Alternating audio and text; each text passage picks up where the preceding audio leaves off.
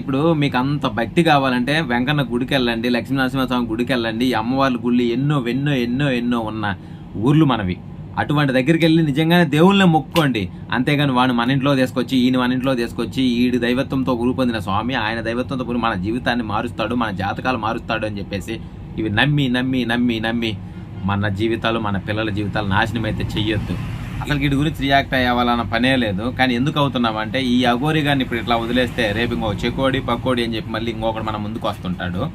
అటువంటి సమాజంలో ఉన్నాం మనం. కాబట్టి ప్రజెంట్ అసలు ఎంతమంది దొంగ బాబాలు, దొంగ పాస్టర్లు, దొంగ దేవుళ్ళు పేర్లు పెట్టుకొని ముందుకు వస్తూ ఉన్నారు. కొంతమంది ఏమంటున్నారంటే ఈడు బుల్లెట్ కట్ చేశారంటున్నారు.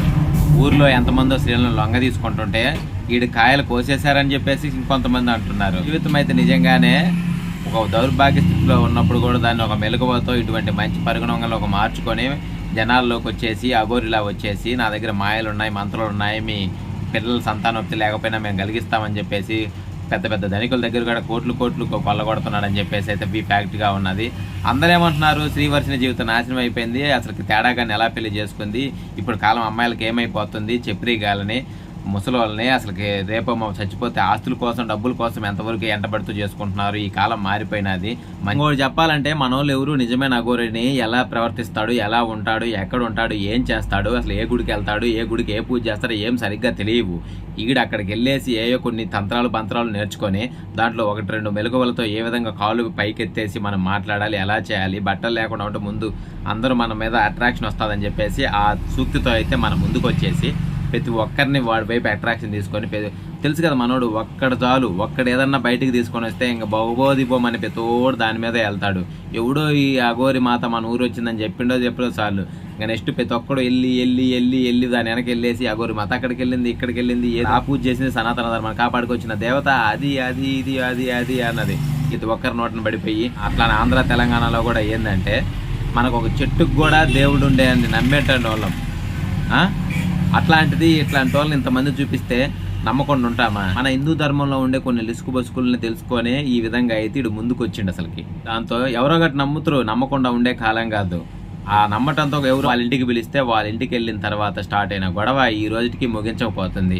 ప్రేమించడం, ఆ అమ్మాయితో వెళ్ళిపోవటం, మళ్ళీ రావటం, మళ్ళీ దేవించడం, మళ్ళీ పెళ్లి చేసుకున్న తర్వాత ఇంకొక అమ్మాయి నేను మొదటి భార్యని చెప్పటం. ఫస్ట్ ఏమో ఆడవాళ్ళని చేసుకుంటారు. సనాతన ధర్మంలో అసలు ఇది ఉంది అన్న అది ఉన్నా అన్నాడు.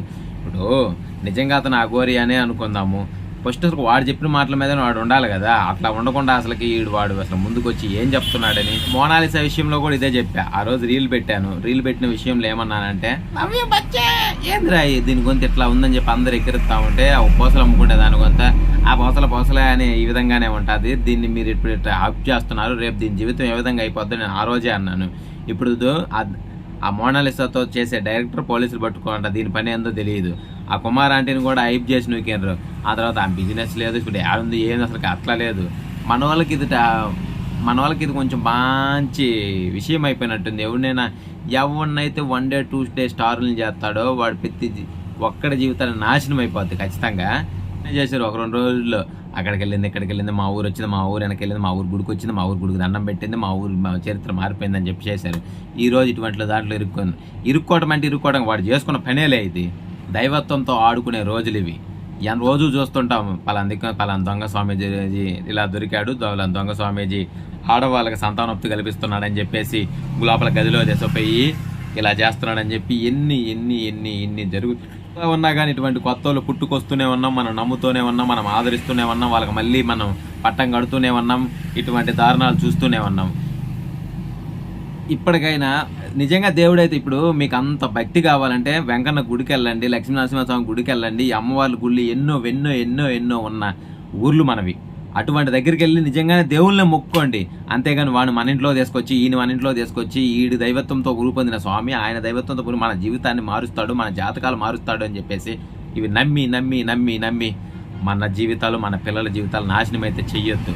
వీడి గురించి మీరు ఆడ చూసే ఉంటారు, నేను ఎక్కువ చెప్పాల్సిన పని లేదు. బట్ ఇటువంటి వాళ్ళు మళ్ళీ వస్తారనే దానికి రాకూడదు, మనం నమ్మకూడదు, మనం నమ్మించకూడదు. ఇట్లాంటి వాళ్ళని మనం తొక్కేయాలా నెట్టేయాలా అనే విధం మెయిన్ పాయింట్ చెప్పడం కోసం అయితే నేను మీ ముందుకు వచ్చి ఈ వీడియో చేస్తున్నాను.